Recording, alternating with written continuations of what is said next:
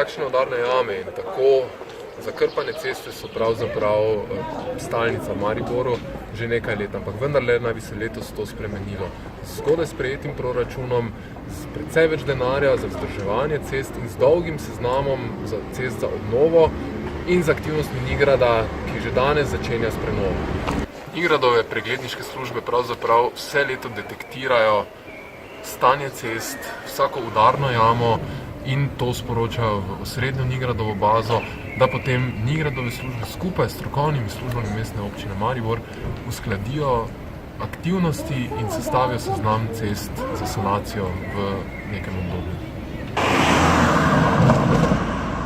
Na Slomškovem trgu je zgleden primer tega, kako so ceste v Mariboru poškodovane, načete in kar ste zmogli, ste že sanirali s hladno asfaltno maso, v bistvu zdaj pa je zadeva tako daleč, da pravzaprav treba sanirati celotno.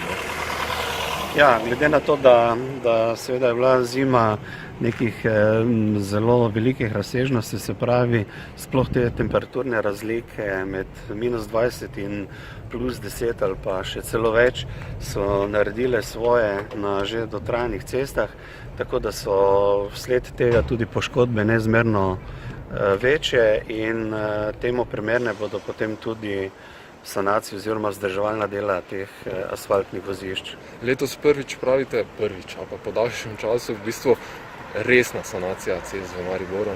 Ne bomo samo sanirali recimo udarnih jam, ampak kar nekaj prenove v planu.